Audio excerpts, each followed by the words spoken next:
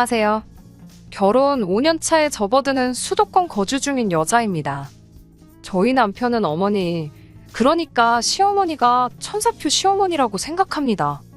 시어머니가 좋은 분이라는 말에는 어느 정도 동의를 합니다만 그렇다고 해서 남편 말처럼 천사 같은 분이시거나 하진 않으세요.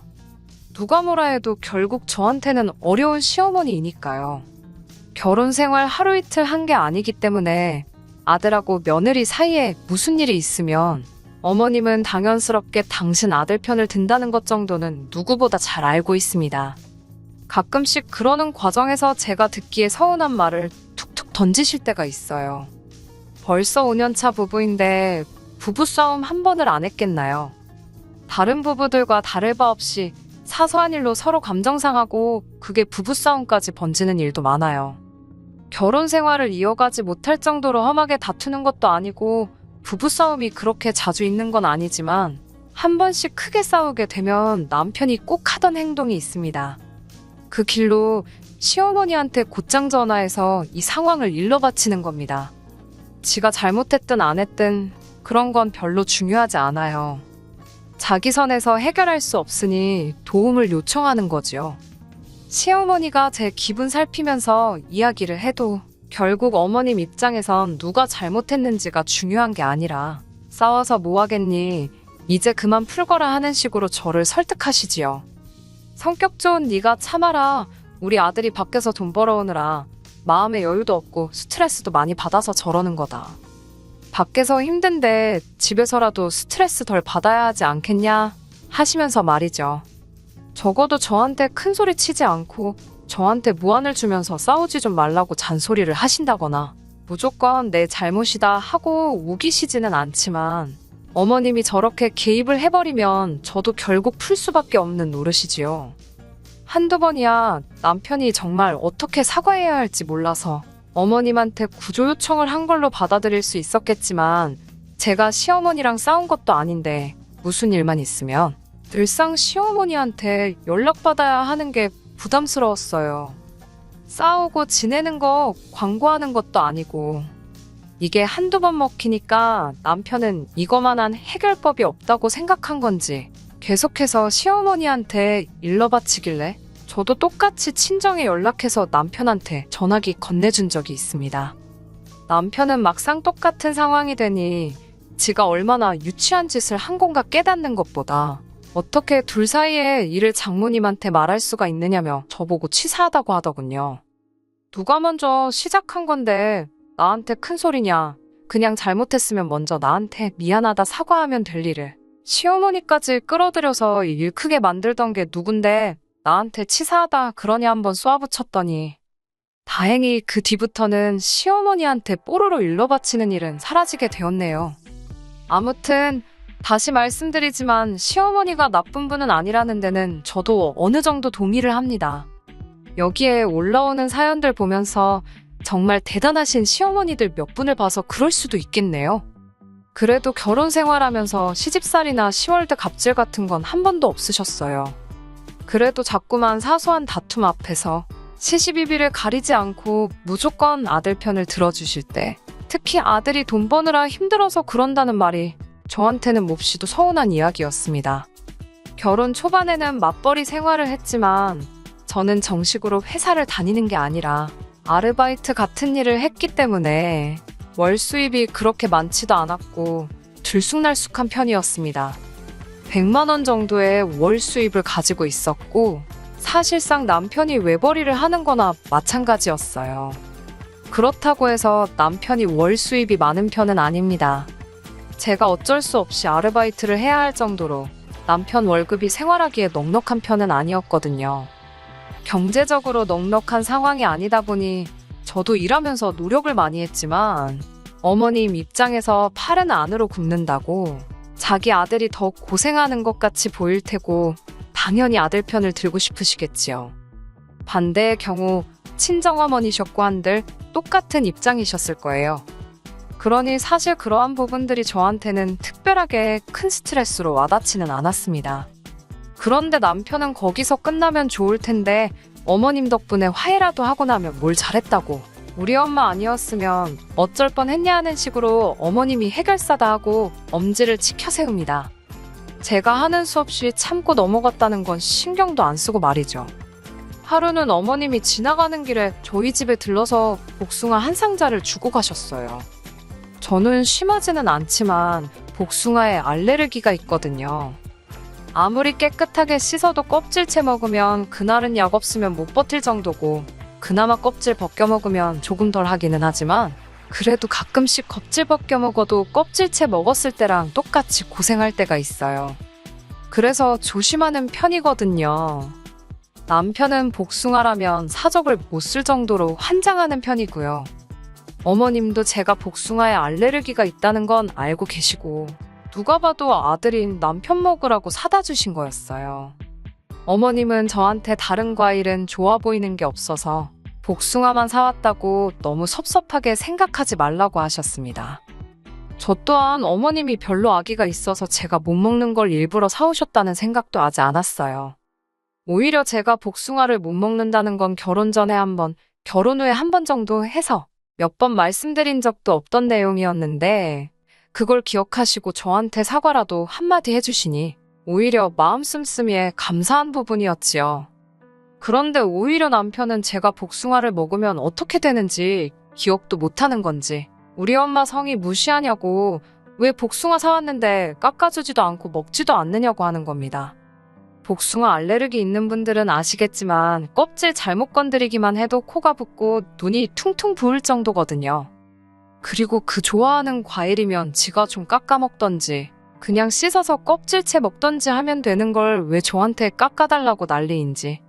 어머님이 저를 신경 써주시고 잘하셔도 남편이 저렇게 깎아 먹으니, 솔직히 남편이 우리 엄마 같은 시어머니가 어딨냐, 또 복받은 거나 하는 식으로 떠드는 말에 공감을 할 수가 전혀 없어요.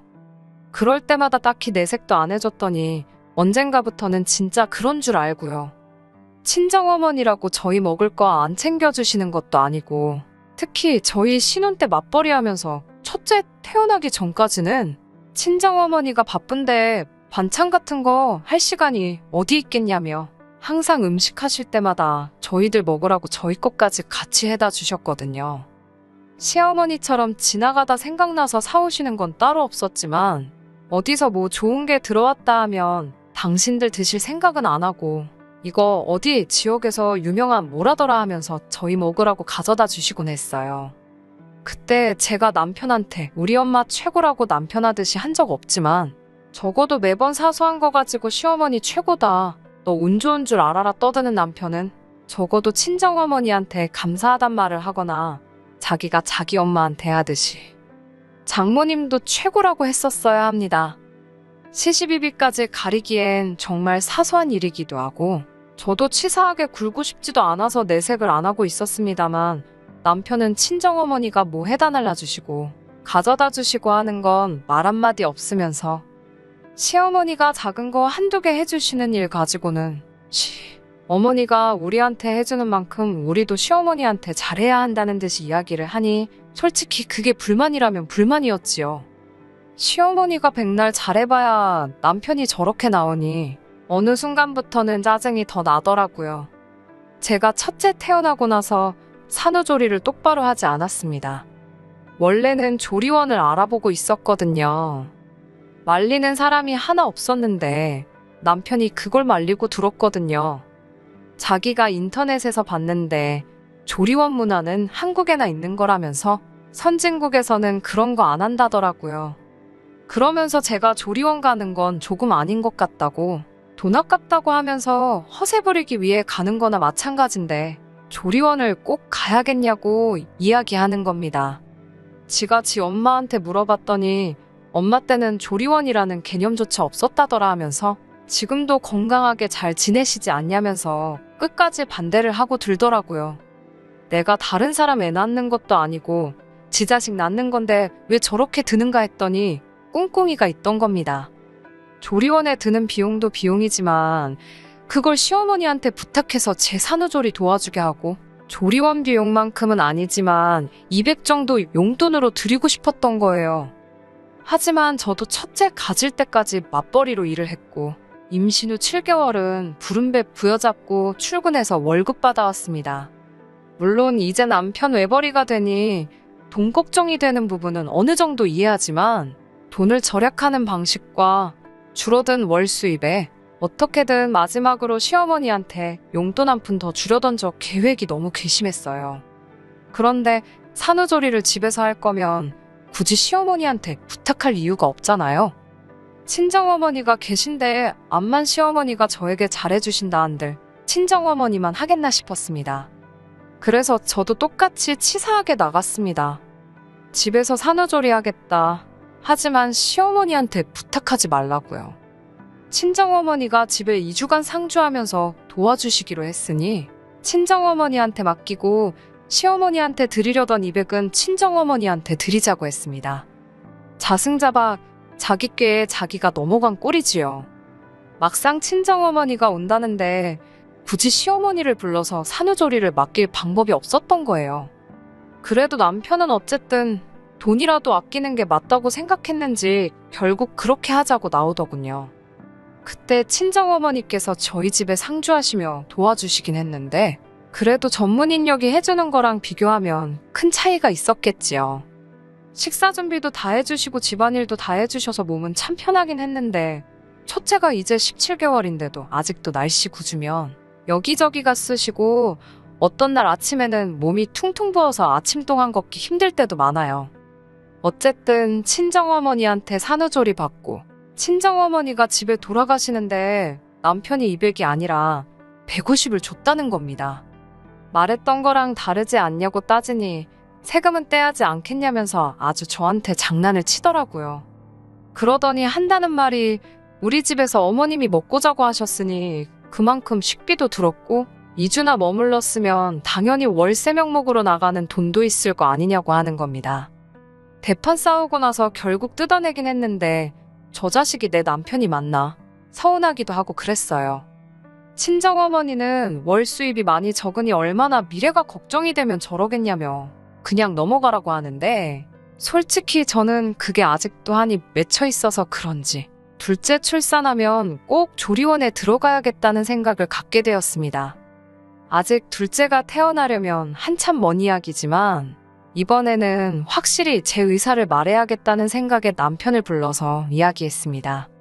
지금도 이렇게 힘든데 둘째 때도 조리원 안 갔다가는 나 골병 들어서 아무것도 못한다고?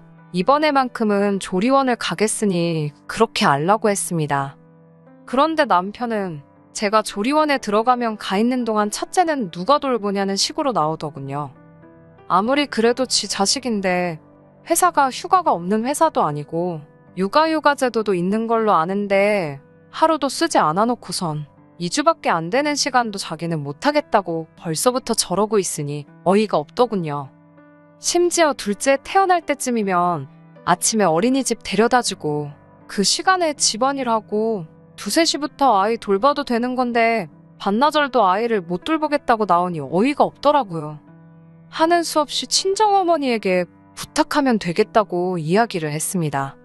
아이 맡겨놓고 조리원 퇴소할 때 데리고 오는 걸로 하기로 말하고 한 50만 원 정도 수고비로 드리자고 했지요. 그랬더니 남편이 또 처가에 돈 나가는 생각을 해서 그런가 눈이 살쾡이 눈으로 바뀌더군요. 그러더니 한다는 말이 그러면 차라리 시어머니한테 부탁드리는 게 어떻냐는 겁니다. 어느 정도 예상했던 반응이고 사실 친정어머니는 얼마 전부터 경제활동을 하고 계시는데 아직 한참 뒤에 이야기이긴 하지만 아이 돌봐주시려면 스케줄 조정도 해야 하고 불편하시겠구나 하는 생각을 가지고 있었어요. 그리고 50만 원, 저희 벌이에는 적은 돈은 아니지만 어머니 입장에서는 2주 출근하시는 게 돈이 더 들 텐데 저는 돈까지 줄여가면서 아이를 돌봐주실 필요까지는 없다고 생각했고 저야 어차피 조리원 가 있는 동안 시어머니가 아이를 돌봐주시는 거니 어려울 게 없겠다 싶어서 그러자고 했습니다. 출산까지는 한참 남았지만 결국 그렇게 하기로 했는데 얼마 전에 남편이 아무래도 조리원 비용이 아까워서 안 되겠다고 하면서 이번에는 시어머니한테 제 산후조리를 부탁드리면 어떻겠냐고 하더군요. 제가 지금 몸이 안 좋은 건 친정어머니가 어떻게 해야 할지 잘 모르셔서 그렇게 된 거라고 그런데 시어머니는 살림꾼이시니 산후조리도 잘해주실 거라면서 친정어머니가 해준 것보다 더 잘해주실 거라고 하는 거예요.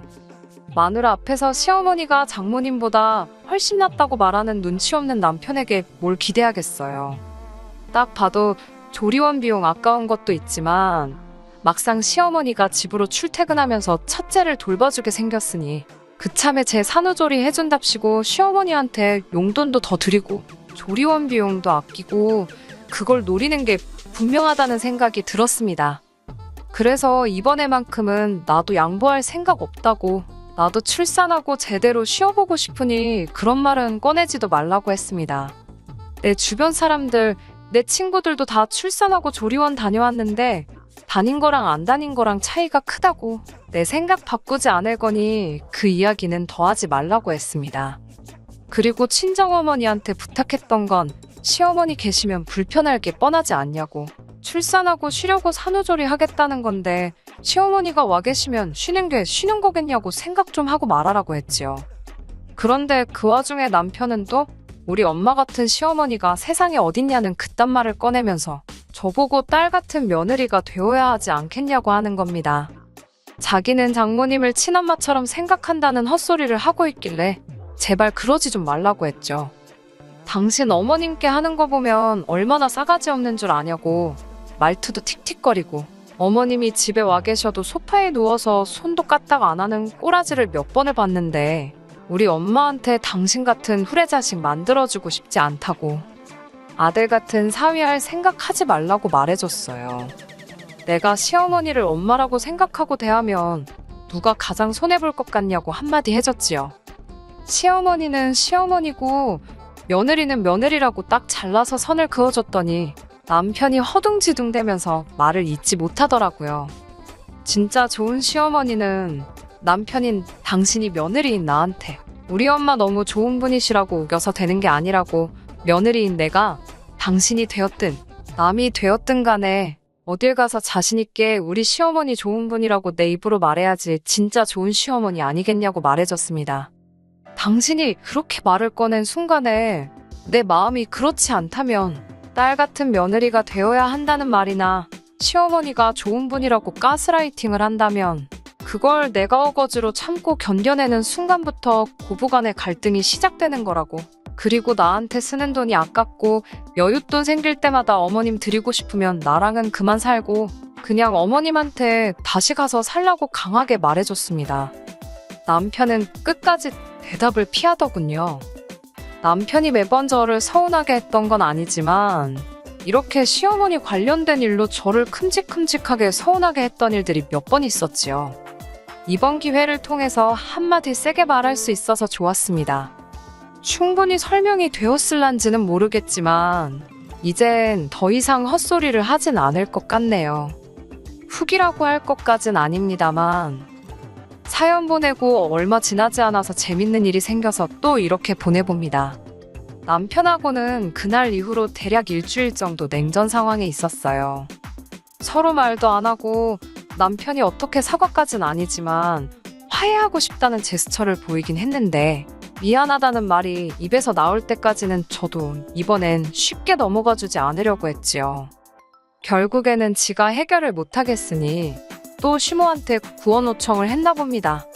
그 와중에 자초지종이라고 설명한답시고 이야기했는데 시어머니가 제정신이냐고 남편한테 한마디 했나 봐요.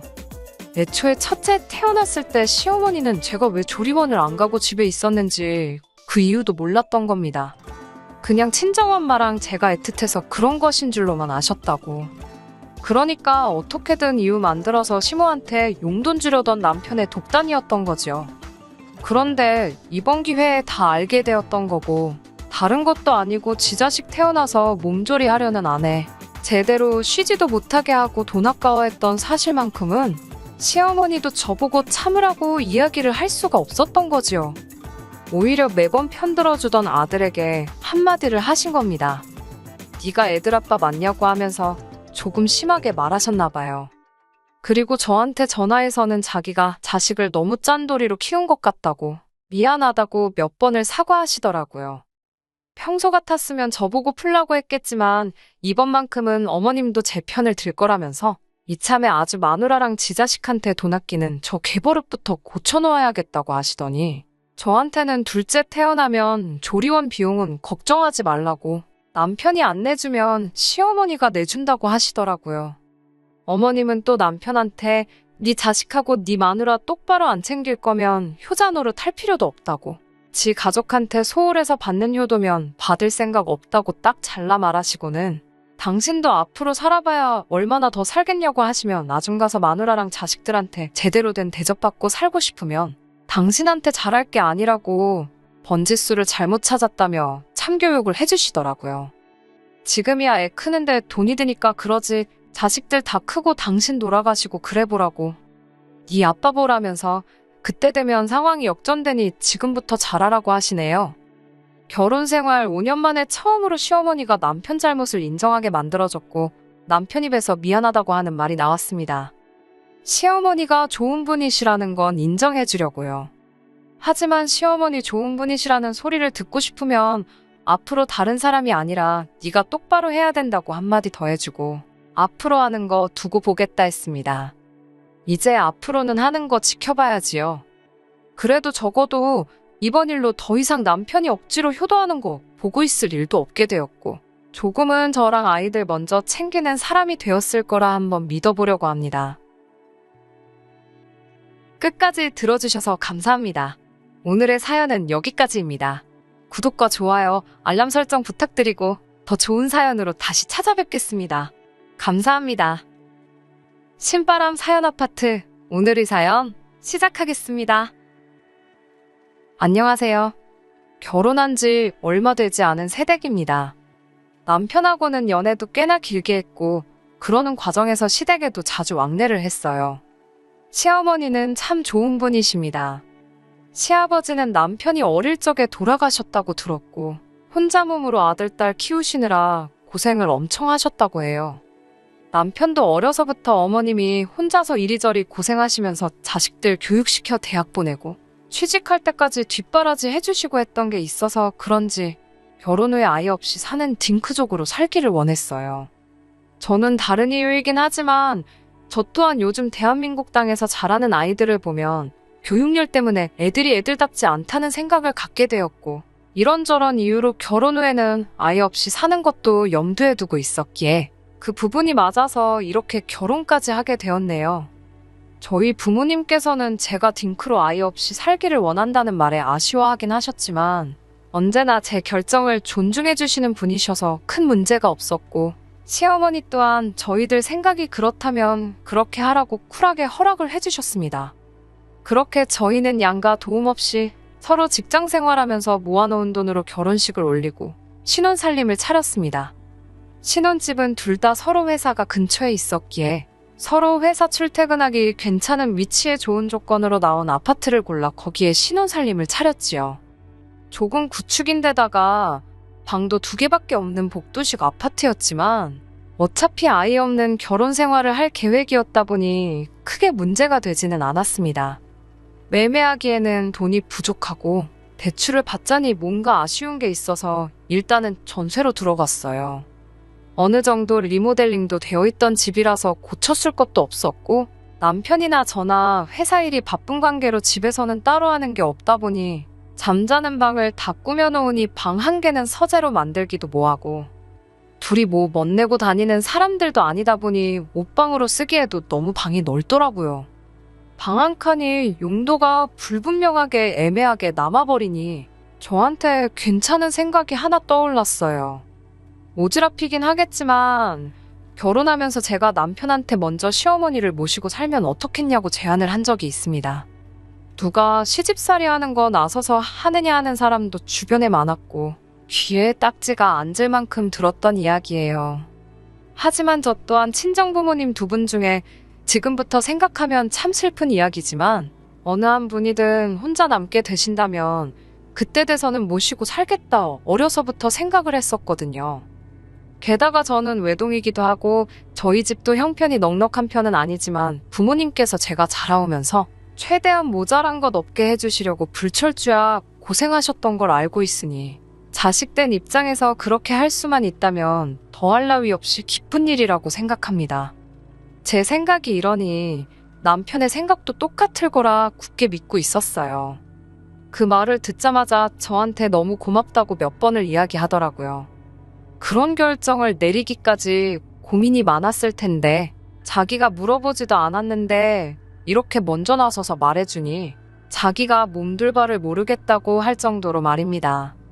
사실 남편 또한 결혼하게 되면서 혼자 지내게 되실 어머님이 걱정이 많이 되었나 보더라고요. 남편이로 신우가 있기는 한데 신우 또한 몇 년 전에 결혼해서 나가 살게 되었고 이제 아들인 남편마저 어머님 품을 떠나 독립을 하게 되었으니 혼자 지내면서 힘든 일도 있겠지만 무엇보다 혼자 외롭게 지내시진 않을까. 티낸 적은 없지만 내심 많은 걱정을 했었나 보더라고요. 그런데 생각지도 못한 곳에서 어머님과의 합가에 대한 반대 의견을 듣게 되었습니다. 어머님 본인께서도 어차피 방이 하나 남는데 같이 지내시면 어떻겠냐 꺼낸 말에 제법 감동도 하셨고 그러면 참 좋겠다 하셨지만 정확한 대답을 하지는 못하셨어요. 신우의 눈치를 보고 계시더라고요. 아니나 다를까 신우가 대번에 시댁까지 쫓아와선 뭔 합가는 합가냐며 자기 이상한 사람 만들지 말라고 하는 겁니다. 어머님을 위해 내린 결정인데 자식인 신우가 이상한 사람이 될 이유도 없을 뿐더러 안심하고 좋아할 줄 알았던 제안에 저렇게 대놓고 반대를 하고 있으니 사실 저로서는 이해가 잘 가지 않았습니다. 그런데 그 이유는 얼마 지나지 않아서 알게 되었어요. 신우가 출산을 앞두고 있었고 신우 집도 맞벌이를 하고 있던 상황이었던지라 시어머니께서 꼭 아이를 봐줘야 하는 상황이었던 거예요. 신우가 사는 곳과 저희 신혼집 위치가 거의 끝에서 끝이거든요. 어머님이 저희랑 합가해서 오며 가며 하실 수도 있고 신우가 출근길에 아이를 내려놓고 가는 방법도 있었지만 신우는 번거로움을 핑계로 대며 그렇게는 할 수 없겠다 하는 겁니다. 정 모시고 살고 싶으면 모시고 살라는데 그렇게 되면 아이 태어나고 나서 어린이집 갈 때까지 자기가 벌어올 연봉만큼을 돈으로 주던가 아니면 사람이라도 쓸 테니 그 사람 월급을 저희 보고 해결해 주라고 하더군요. 그 말에는 정말 저도 할 말을 잃어서 아무 대답도 못했네요. 어머님 모시고 산다고 생색내고 유세 부리는 건 아니지만 아이 키우는 돈을 왜 저희가 내야 하는지 도무지 이해가 가질 않았어요. 어머님도 신우 눈치를 보면서 저희랑 같이 합가하지 않고 시댁에서 혼자 지내시는 편이 더 이득이라는 듯이 말을 하시더군요. 노년에 뭔 재미가 있겠냐며 손주 봐주고 지내는 게 남은 인생 유일한 낙이 아니겠냐고 하시더라고요. 올해 65세가 되시면서 대중교통도 무료가 되었다고 괜히 저희 집까지 가서 신우집에 오며 가며 하면 당신이 더 힘들지 않겠냐며 어차피 남편이 결혼 후에 독립해 나가는 건 정해져 있는 일이나 마찬가지였는데 기대도 안 했던 제안이고 그 마음만 받겠다고 하시며 결국 합가 이야기는 없는 이야기가 되고 말았습니다. 하지만 참 마음이 안 좋더라고요. 일찌감치 남편인 시아버지 떠나보내시고 일생을 남매 키운다고 본인 인생 포기하신 분인데 이제서야 자식들 독립해 나가고 편히 당신 인생을 살아볼 수 있게 되었는데 이젠 손주 돌보느라 다른 것도 못하게 되셨으니 말이죠. 남편한테 지나가는 말로 듣기는 했는데 어머님은 완전 시골 출신으로 20대 초반에 아버님을 만나서 서울로 상경하게 되었고 그 뒤로 서울에서 자리를 잡으신 거라 들었어요. 초등학교만 간신히 나오셨다고 들었고 뭔가 배우고 싶어 하신다는 말을 듣게 되었을 때 저한테 좋은 생각이 나더라고요. 혼자 계신 어머님이 걱정되기도 하고 물론 매일같이 평일에는 신은혜로 출퇴근을 하시게 되셨지만 혹시나 혼자 지내시는 동안 무슨 일이 있을지도 모르잖아요. 집으로 방문하는 학습지 선생님을 알아봐서 어머님이 하고 싶으셨던 공부를 하게 해드리면 좋겠다는 생각이 들었습니다. 혹시나의 상황에 집에 수시로 방문해주는 학습지 선생님이 계신다면 안 좋은 일을 미연에 방지도 할 수 있지 않겠나 싶기도 하고 어머님 또한 배움에 대한 열망이 크셨기에 일석이조나 마찬가지라는 생각이 들었습니다. 물론 거의 혼자서 공부하는 거고 학습지 선생님이 20분 안짝으로 방문해서 숙제 검사 정도만 해주고 모르는 거 알려주고 하는 정도지만 어머님은 뭔가 새로운 걸 배운다는 게 참 즐거우셨나 보더라고요. 이것도 배워보고 싶다, 저것도 배워보고 싶다 하셔서 제가 할 수 있는 선에서는 다 여건을 마련해 드렸습니다. 제가 이만큼 하다 보니 남편도 호르몬이 걱정이 많이 되었었겠지만 전혀 신경을 안 써도 될 정도로 걱정이 없었습니다. 그리고 제가 하는 만큼 말하지 않았는데도 남편도 알아서 저희 부모님한테 정말 잘했어요. 그렇다 보니 돈 몇 푼 나가는 게 아깝다거나 하는 생각이 들지도 않았고 힘든 것도 없었습니다. 그러다가 하루는 어머님께서 검정고시를 한번 해보고 싶다고 하시더라고요. 고등학교 졸업장을 따고 싶다고요. 신우 애 보느라 낮 동안 힘드실 텐데 검정고시 같은 경우에는 야간에 학원으로 오며 가며 하셔야 되는데 체력적으로 힘드시진 않을까 싶었습니다. 하지만 어머님은 평생의 한을 푸는 건데 체력 같은 게 문제가 되지는 않으셨나 봅니다. 그래서 학습지 선생님은 잠깐 접어두고 어머님이 공부하실 수 있게 학원을 알아봐 드렸습니다. 어머님은 매일같이 자기가 얼마나 활기차졌는지 모른다고, 공부하는데 시간 가는 줄 모르겠다고 하시면서 자식도 몰라줬던 자기 꿈 이뤄준 며느리가 참 고맙다며 매번 저한테도 엄청 잘해주셨지요. 신우도 딱히 어머님이 뭐 배우시는 것에 대해서는 반대를 안 했나 봅니다. 자기 출근해 있는 동안 애만 잘 봐주면 되지 하는 생각이었나 봐요. 혼자 몸으로 남매들 교육시키고 취직까지 다 시키신 게 역시 어머님이 보통 분은 아니시라는 생각도 들었어요. 저만 해도 벌써 낮 동안 회사에서 일하고 와서는 집에서 집안일도 하기 싫을 정도로 몸이 지쳐 있는데 학원까지 다니시며 공부를 하시니 말이죠. 결국 어머님은 고등학교 졸업장을 손에 넣으셨어요. 그것뿐만이 아닙니다. 학원 다니시던 중에 만나신 분이랑 좋은 친구가 되셨나 봐요.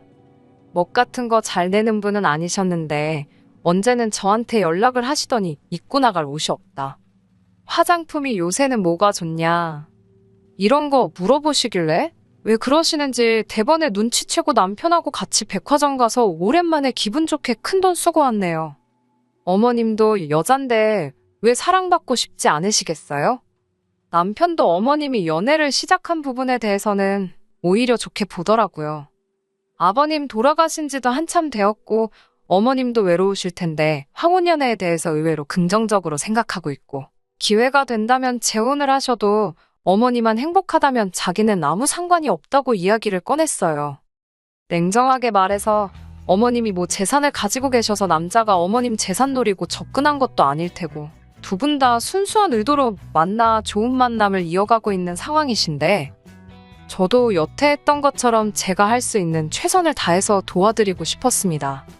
저희가 매번 같이 있어드리지도 못하니 두 분이 집도 근처시라 산책도 다니고 집 근처에 맛집도 다니시고 어디 놀러 다니시고 그렇게 즐겁게 시간 보내신다면 그걸로 족하다고 생각했지요. 한 번씩 어머님이 계산도 하시라고 제가 몰래 용돈도 두둑히 챙겨드리고 어머님도 그렇게 그분과 만나시면서 1년 정도 즐겁게 시간을 보내셨지요. 그런데 어느 날이었습니다. 남편과 회사 근처에서 만나 오랜만에 둘이서 같이 퇴근하는 날이었어요. 근처 분위기 괜찮은 곳에서 식사라도 할까 하면서 핸드폰을 만지작대고 있었는데 신우한테서 전화가 오더군요. 사실 신우가 합가 제안을 반대하고 들었을 때부터 알게 모르게 조금 서먹서먹한 게 있어서 그 뒤로는 거의 연락을 안 하고 지냈습니다.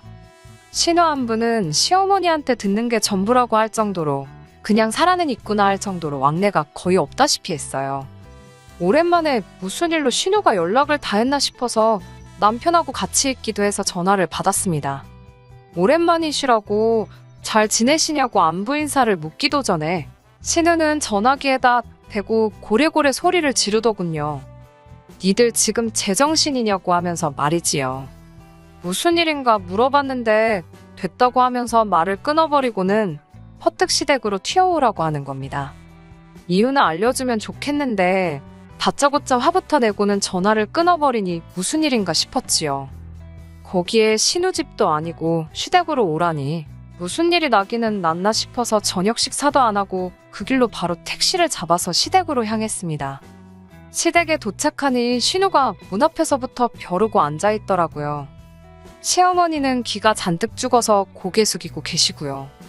보통 반대여야 하는 상황 아닌가요?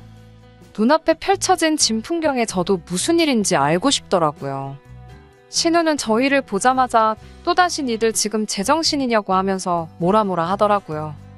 괜히 신우가 화낸다고 기죽을 이유도 없고 해서 저도 똑같이 고개 빳빳이 들고 신우한테 뭐 때문에 이러느냐고 되물었습니다. 신우는 대번에 집안꼴 아주 잘 돌아간다고 하면서 어머님이 얼마 뒤에 제주도를 3박 4일로 다녀오시게 되었다는 이야기를 하는 겁니다. 자초지종을 듣자 하니 그 새로 생긴 남자친구분하고 둘이서 오붓하게 여행을 다녀오시는 듯 싶었지요.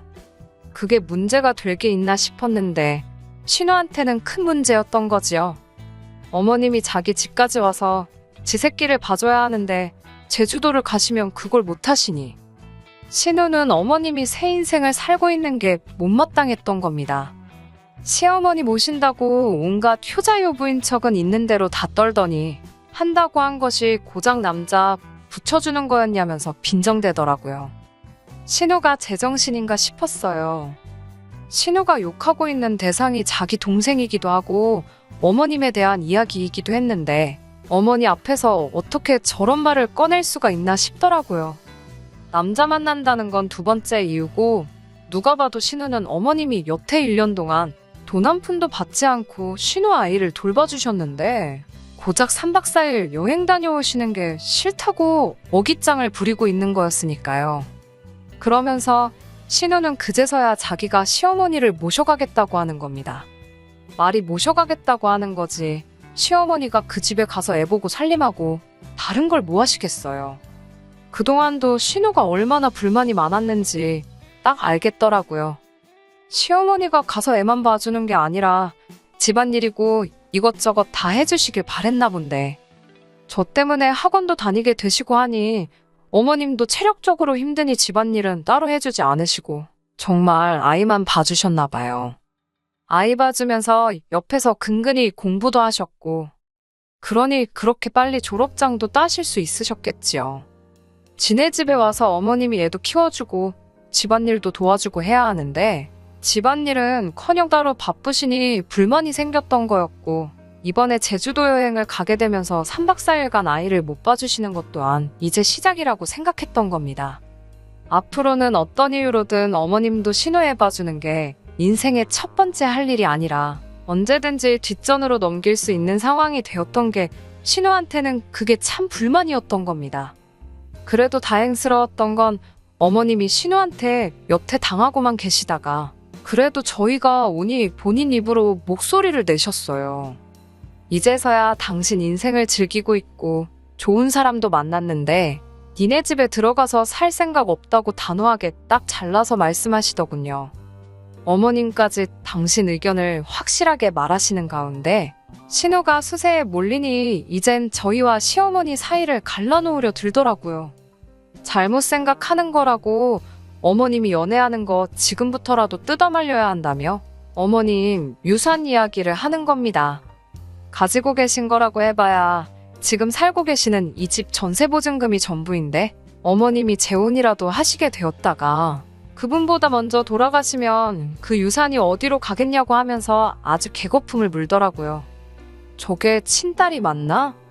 이렇게 훌륭한 시어머니와 착한 남편과 같은 피가 흐르는 인간이 맞나 싶었습니다. 남편도 가세해서 누나가 사람이 맞기는 하냐고 하면서 자식이면 당연히 어머니가 행복하길 바라는 게 정상 아니냐고 한마디 하더군요. 자기는 그깟 유산 얼마 바라지도 않고 그거 포기해서 어머니가 행복할 수 있으면 대번에 포기한다고 하더군요.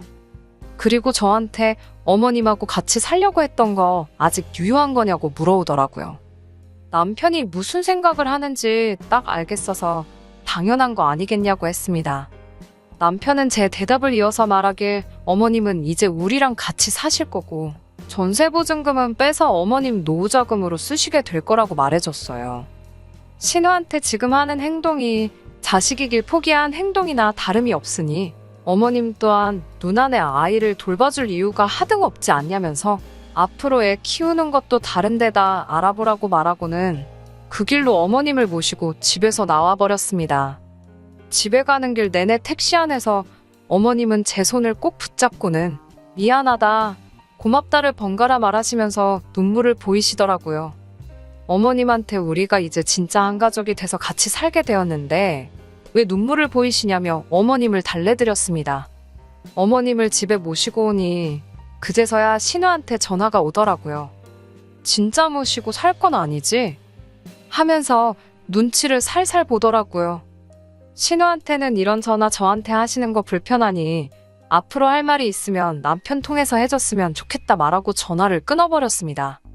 그리고 지금은 이렇게 저와 남편, 어머님 셋이서 살고 있어요. 저희 출근해 있는 동안 어머님이 집안일이며 식사 준비며 하려고 하시길래 그런 건 하실 필요 없다고 했습니다.